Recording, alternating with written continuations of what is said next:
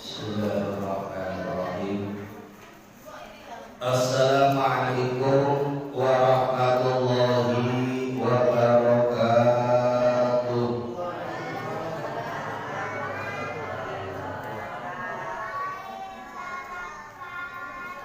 Bismillahirrahmanirrahim. Alhamdulillahirabbil alamin.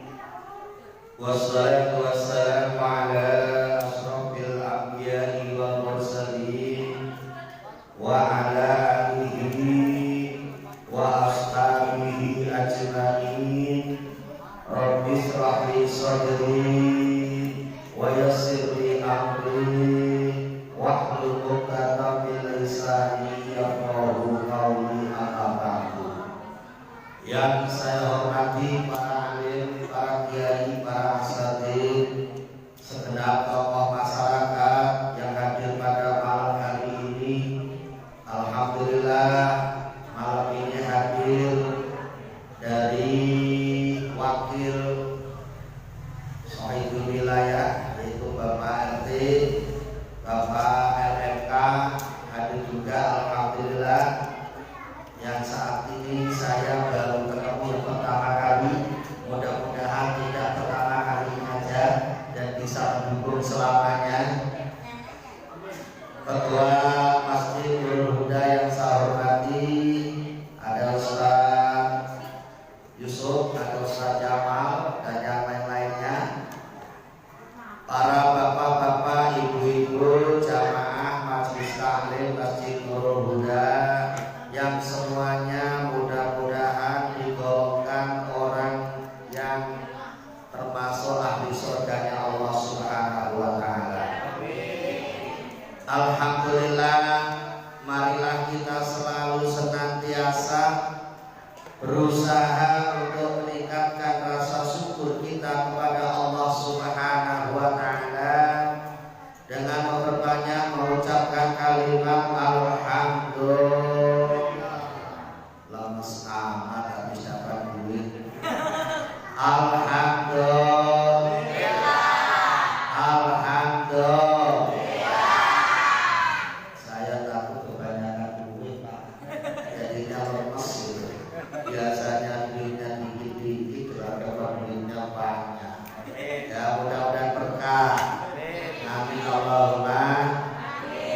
Yang mana sampai saat ini Allah Subhanahu wa ta'ala masih melimpahkan beberapa rahmat, hidayah, taufik serta inayahnya kepada kita semuanya, sehingga kita semua dapat hadir di masjid ini dalam rangka bersama-sama menjalankan satu kewajiban dari Allah Subhanahu wa ta'ala, yaitu thalabul atau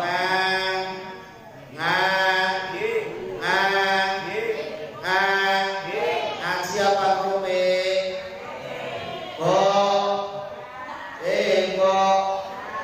ngaji apa rume ngaji yang benar. Ngaji apa rume? Kalau ngaji harus dijawab. Kita niatnya ngaji ya. Saya udah kenceng malah disaingin sana paling kenceng. Kalau niatnya ngaji, ya ngaji harus konsentrasi. Ya kan udah tadi yang seneng-seneng. Ya sekarang yang seneng-seneng. Tapi seneng-seneng ya kita tetap harus semangat ngaji gitu ya. Mudah-mudahan ngaji kita pada malam hari ini, mudah-mudahan Allah berkati dengan ilmu yang manfaat dunia akhirat. Amin Allahumma. Amin Allahumma. Amin. Udah bu, nanti kalau begitu ngajinya nggak bisa. Udah dulu. Nanti aja dilanjutin. Waduh, kalau acara ngaji begini nggak bisa ngaji.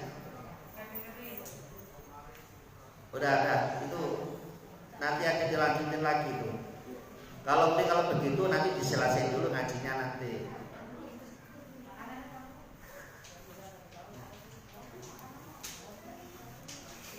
Halo, udah bisa mulai ngaji? Bisa dimulai.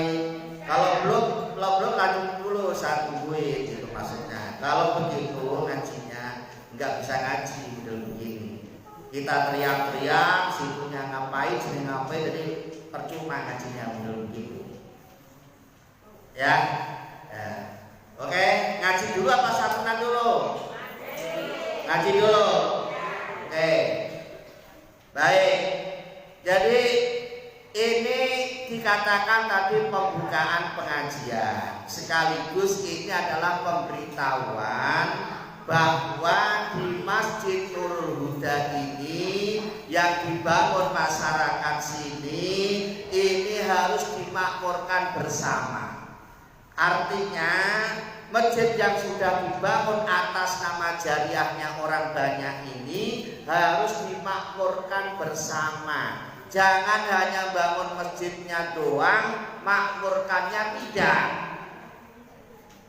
Ya, bangun masjid itu paling gampang. Yang susah ini adalah bangun orangnya. Betul apa betul? Betul apa betul? Bangun masjid paling setahun, 2 tahun, 3 tahun selesai bagus. Tapi bangun orang belum tentu 10 tahun jadi. Makanya kita kalau sudah bangun masjid seperti ini, kita masih punya tanggung jawab untuk membangun orangnya, bukan sekedar bangun bangunannya. Nah, untuk membuktikan itu, mari semua kegiatan yang diadakan masjid ini kita dukung bersama-sama. Artinya misalnya ada pengajian 2 minggu sekali, yuk kita dukung bersama-sama, kita ramekan masjid ini dengan ngaji. Ya. Jadi saya baru malam ini masjid ini tahu rame. Kenapa? Karena ada sesuatu yang lain. Ada santunan, ada pembagian pada yang bersangkutan. Nah, mestinya ini ya momen-momen seperti ini adanya jangan kalau kita mau ada dapat sesuatu aja. Nggak ada bedanya masjid dengan pos RW. Ya kan? Pos RW itu kan sepi, tapi kalau ada sembako ramai. Betul betul. Itu kalau di sana. Ya, kalau di sana. Padahal nggak ada sembako, sepi-sepi aja, akhirnya ngantor sendirian. Giliran ada sembako, wah paling ramai. Lah masjid jangan seperti itu. Masjid ini kan kantornya orang Islam bersama. 5 waktu harus diisi dengan jamaah sholat. Nah, ini kan harus ramai terus. Jangan ramainya kalau ada sesuatu seperti ini aja. Jangan. Harus kita rapikan setiap hari. Ya, mudah-mudahan yang sudah memberikan sedekah tadi ya barokah rezekinya. Loh, kok gak amin, pelit amat. Yang sedekah ini juga didoain ya. Mudah-mudahan yang ngasih santunan tadi Allah menambah rezekinya. Yang anak yatim harus amin, dan anak yatim ini diijabah oleh Allah ya. Mudah-mudahan kalau diijabah nanti santunan 3 kali lipat. Ya, saat ini kalau nyangkut 1 juta, besok bisa 3 juta. Amin Allahumma. Amin Allahumma. Saya doain dulu, mudah-mudahan yang ngasih santunan diberkahi rezekinya oleh Allah. Berkah rezekinya, berkah keluarganya, berkah umurnya, berkah ilmunya, berkah ibadahnya, dan bisa memberkahi keluarganya, memberkahi masyarakat sekitarnya. Amin Allahumma. Amin Allahumma. Para jamaah yang saya hormati, kita sekarang ada di bulan Muharram, bertepatan dengan bulan Agustus. Ya, kenapa ada santunan? Ada mengatakan bulan Muharram itu adalah lebarannya anak yatim. Di mana-mana kalau bulan Muharram itu pada mengadakan santunan. Makanya ada yang mengatakan, orang Betawi mengatakan bulan Syuro itu adalah lebarannya anak yatim. Jadi yang tidak yatim gak usah iri, ya. Enak yatim, enak gak yatim? Mas, enak yatim, enak gak yatim? Enak gak yatim? Enak gak yatim? Kenapa? Masih punya bapak, masih punya ibu, ya. Nah, makanya tadi jangan diiri kalau pada dapat itu gak usah iri ya. Nah, karena ini lebarannya anak yatim, bukan lebarannya anak yang tidak yatim. Ya, tadi itu ya dikasih, biarin mereka senang. Ya, ini sejarahnya bagaimana? Perlu diketahui bahwa menurut sejarah dalam bulan Muharram itu dulu tuh banyak apa ya? Banyak kejadian-kejadian yang tidak menyenangkan. Ya, kejadian itu tidak menyenangkan. Kalau saat ini kita ya baru kayak ada corona kayak begini. Menyenangkan nggak corona? Ya. Ya. Corona senang pada? Nggak senang. Tapi kalau Ustadz senang corona. Corona itu kopi rokok anak maksudnya. Begitu. Kalau Ustadz itu senangnya corona, kopi rokok anak. Ya. Baik, jadi di dalam bulan Syuro itu dulu terjadi kejadian-kejadian tidak menyenangkan. Contoh pada waktu itu, ya, Allah menciptakan bumi seisinya ini juga pada bulan Syuro. Ya, nah, coba kalau nggak ada bumi, nggak ada kita nggak di dunia, kita ada di surga. Ya, karena kita ini ada dunia, maka kita di dunia. Enak di dunia apa enak di surga? Di dunia. Ada lagi kejadian lagi. Nabi Nuh diselamatkannya. Nabi Nuh itu ada di bulan Syuro juga. Setelah banjir itu, ya banjir, ya, Nabi Nuh selamat itu juga ada di bulan Syuro. Itu kan mengalami kejadian gak enak kaumnya Nabi Nuh, karena Nabi Nuh itu dakwah selama 900 tahun hanya mendapatkan jamaah 40 orang, Pak Ustaz. Maka kalau Pak Ustaz tadi mengajak jamaah kok susah-susah, gak usah susah. Nabi buka, Kiai buka, Ustaz bukan, lah ngajak orang kok susah. Ya, udah wajar loh, Nabi aja yang ngajak orang aja susahnya bukan mah. Sampai 900 tahun baru dapat 40 jamaah, 40 orang. Ya, ini ada di bulan Syuro. Ada lagi Allah menciptakan Lauhul Mahfuz, tempat menyimpan catatan amal kita. Ini juga di bulan Syuro. Jadi masih banyak kejadian-kejadian yang intinya itu adalah untuk keselamatan. Nah, untuk keselamatan ini maka Nabi menganjurkan untuk memperbanyak sedekah. Karena as-shadaqatu tadfa'ul bala. Sedekah ini bisa menolak bahaya. Makanya saat ini jor-joran tuh untuk ini, ya. Yang pengen selamat, kalau nggak pengen selamat ya tambah pelit. Ya, tambah apa? Tambah pelit. Padahal sudah jelas tanda-tanda orang pelit itu adalah apa? Jauh dari surga, dekat dengan neraka. Ini, nah ini makanya ini di mana-mana mesti pada satuan kalau bulan Syuro begini.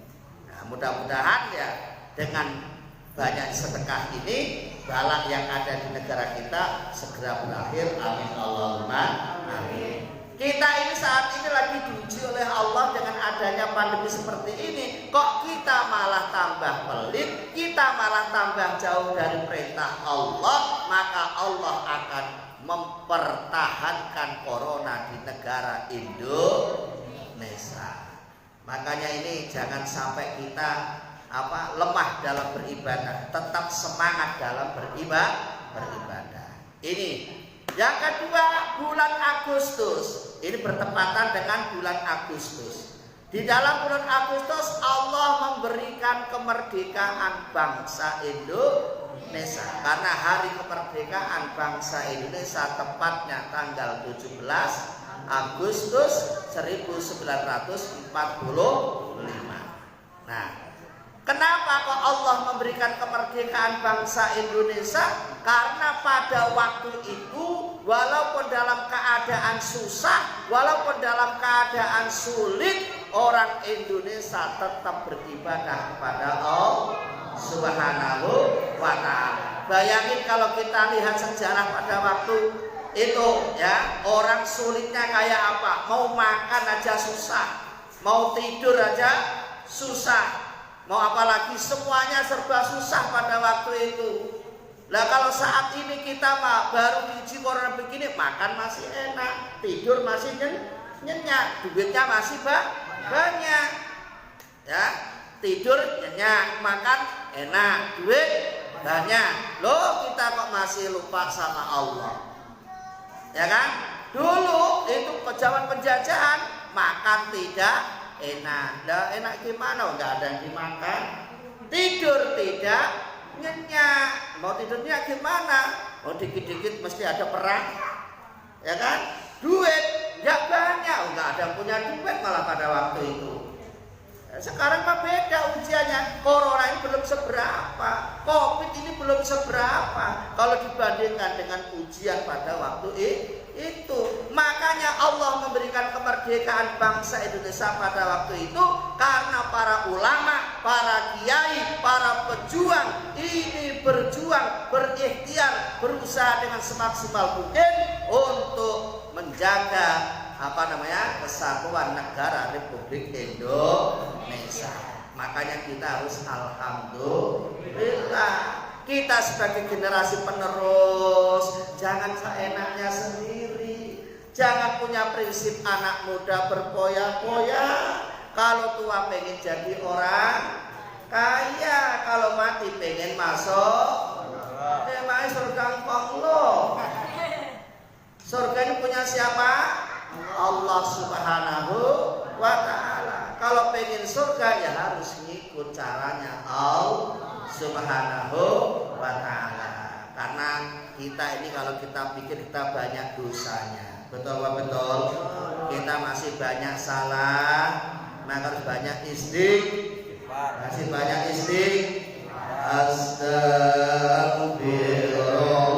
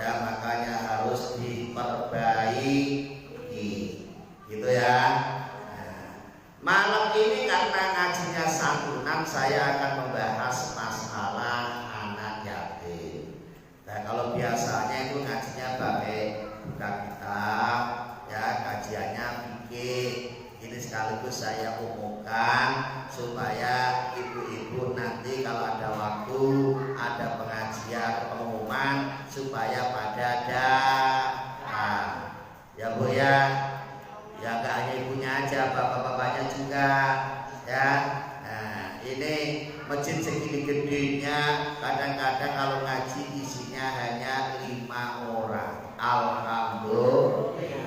Emangnya masjid hanya punya 5 orang. Masjid ini punya masyarakat yang ada di sekitar sini. Ya, jangan ini Pak capek kok Pak kalau ngaji. Kok ngaji 2 minggu sekali aja kok alasannya capek. Cari duit tiap hari gak ada capeknya. Walaupun capek ditawari lembur tetap masih semangat. Kenapa? Gambarannya duitnya jelas. Ya, kalau ngaji kan kadang-kadang karena memang pahalanya nggak dilihatin gitu ya, jadinya males ngajinya. Padahal kalau kita ini ibaratnya imbangkan ke sana, itu kita nggak akan males ngaji, ya nggak akan males jamaah. Kenapa? Karena pahalanya jelas. Allah lebih jelas ketimbang yang lainnya. Dunia yang sampean cari itu nggak jelas sebenarnya. Ya, itu wa mal hayatud dunya illa mata'ul ghurur. Ya, tidak ada kenikmatan dunia kecuali hanya tipuan belaka. Sampai ditipu sebenarnya, bukan kok malah disenangkan enggak. Kok bisa Pak? Ya coba kalau kita mau hitung-hitungan. Kita nyari duit siang malam ya sampai lembur-lembur dapat duit dipakai beli mobil ya, dipakai untuk bangun rumah mewah ya. Nah setelah ada mobil ada rumah kita sakit mati, kira-kira yang tempati rumah mewah siapa? Ya orang lain lah. Yang tempati yang naikin mobil mewah siapa? Maka tipuan belaka. Nggak usah terlalu serius terhadap dunia itu. Ya kenapa? Karena kita ditipu. Lah yang nggak tipu ya ke masjid, sholat jelas. Karena Pak mati itu jelas. Balasan Allah jelas. Yang sholat jaminannya surga. Yang nggak sholat jaminannya neraka, jelas itu. Nggak bakal ditipu sampai. Kalau nggak percaya ya mati dulu, dibuktikan. Kalau nanti misalnya nggak terbukti begitu ya bisa marahin yang ngomong. Karena Quran ini sudah dikatakan Allah dengan jelas. Itu. Baik. Jadi masalah anak yatim ini sudah difirmankan Allah. Insya Allah suratnya udah hafal semua. Dalam surat Al-Ma'un. Ya. A'udzu billahi minasyaitonir rajim. Bismillahirrahmanirrahim. Ara'aital ladzi yukadzibu. Ayo, ara'aital ladzi yukadzibu. Fadzalikal ladzi yad'ul wa la yahuddu 'ala ta'amil. Fawailul lil alladzina hum an shalatihim alladzina hum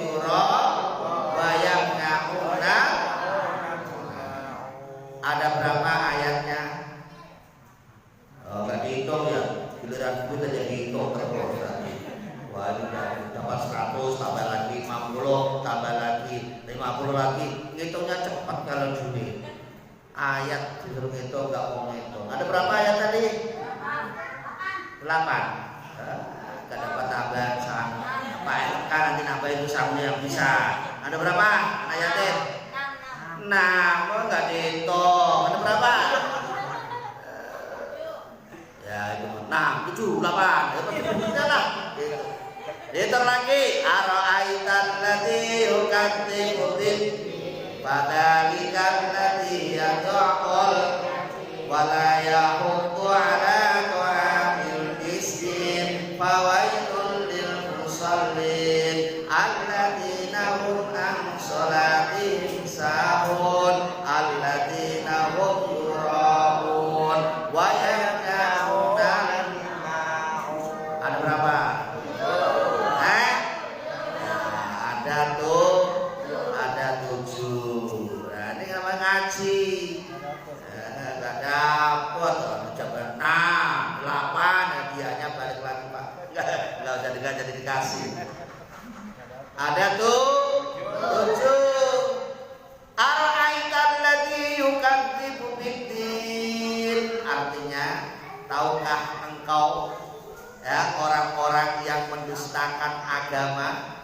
Ini ada sebuah pertanyaan yang ditujukan kepada kita ini, ya. Tahukah engkau orang-orang yang telah mendustakan agama? Mendustakan agama di sini artinya nggak percaya dengan hisabnya Allah, nggak percaya dengan balasannya Allah.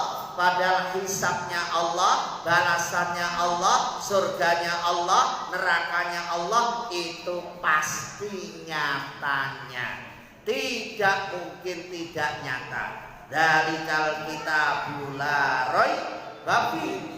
Apa-apa yang ada di Al-Quran itu semuanya tidak ada yang diragukan sama sekali. Artinya pasti nyatanya. Ya, alladzina yu'minuna bil ghaib, orang-orang yang percaya dengan sesuatu yang gaib ini termasuk orang yang muttaqin. Nah, sesuatu yang gaib itu apa? Sesuatu yang belum bisa dilihat sekarang ini, kayak apa tadi? Hisabnya Allah, balasannya Allah, surganya Allah, nerakanya Allah. Saat ini belum kita lihat, tetapi pasti suatu saat nanti kita akan ketemu itu. Ya, makanya ini orang yang tidak percaya dengan hisabnya Allah, orang tidak percaya dengan balasannya Allah, maka dia akan hidup seenaknya sendiri karena mereka merasa tidak akan mati, mereka merasa tidak punya tanggungan. Padahal orang mati itu pasti ada kehidupan, pasti ada kematian. Adanya kematian karena ada kehidupan. Kullu nafsin dha'iqatul maut. Itu loh. Ya, kenapa kita kadang-kadang takut ada orang meninggal takut? Kenapa takut? Takut juga mati, nggak takut juga mati. Kena corona ya mati, nggak kena corona ya mati. Tetapi Allah katakan wala tamutunna illa wa antum muslimun. Walaupun mati, kamu jangan mati kecuali mati dalam keadaan Islam, mati dalam keadaan husnul khotimah. Gitu. Ya, mati dalam keadaan husnul khotimah. Yang mati yang bisa mengucapkan kalimat la ilaha illallah Muhammadur Rasul sallallahu alaihi wasallam. Itu. Ya. Kembali, tahukah engkau siapa orang yang mendustakan agama? Ini sebuah pertanyaan kepada kita. Kalau tahu ya alhamdulillah. Kalau udah tahu, ya, udah tahu belum? Kalau belum tahu, ya ini dilanjutkan ayat selanjutnya. Kalau tidak tahu, dengerin. Ini ada ayat selanjutnya. Fadzalikal ladzi yad'ul yatim. Kalau engkau tidak tahu orang yang mendustakan agama, ini dijelasin oleh Allah, yaitu mereka orang-orang yang menghardik anak yatim. Artinya yang tidak menghormati anak yatim. Dengan anak yatim malah perbuatannya tidak baik. Boro-boro nyantuni, kadang-kadang malah dihina sana sini. Boro-boro dihormati, sana sini kadang-kadang malah disakiti. Ini awas. Anak yatim ini dapat jaminan penuh dari Allah. Anak yatim ini jaminannya surganya Allah Subhanahu wa ta'ala. Makanya sampai Rasulullah mengatakan ana wa kafilul yatimi fil jannah. Kata Rasul, saya besok ini sama orang-orang yang menyantuni anak yatim, sama orang-orang yang peduli terhadap anak yatim, itu besok saya di surga bersama-sama mereka. Oh, makanya alhamdulillah yang tadi itu langsung ya. Kalau amplopnya tadi isinya banyak, maka surganya kelasnya VIP. Tapi kalau dalam amplopnya isinya sedikit, ya surganya ekonomi, kan gitu. Tergantung kelas-kelasan. Ya, tetapi kata Rasul, ana wa kafilul yatim, ini hakada dengan membuat isyarat tangannya seperti ini, tangannya antara jari telunjuk dengan jari tengah seperti ini. Kayak anak muda sekarang kalau lagi selfie. Ya, nah sekarang pakai anak muda selfie. Ini. Padahal ini menandakan jejer sama Kanjeng Nabi, berdampingan sama Kanjeng Nabi Muhammad sallallahu alaihi wassalam. Yang mau menghormati anak yang mau menyantuni anak yatim. Ya, tapi memang kadang-kadang anak yatim itu ngeselin. Kadang-kadang memang ujiannya begitu, Pak. Anak yatim kadang-kadang itu ya agak badung dikit, gitu memang dibilang udah susah. Ya begitulah anak yatim begitu kadang-kadang. Itu ngetes kita, ngetes kesabaran kita, ngetes keimanan kita. Lah kita sabar kan menghadapi hal. Kita kan mau masuk surga, masuk segampang itu, nggak ada tesnya, nggak ada ujiannya. Jadi kalau menghadapi anak yatim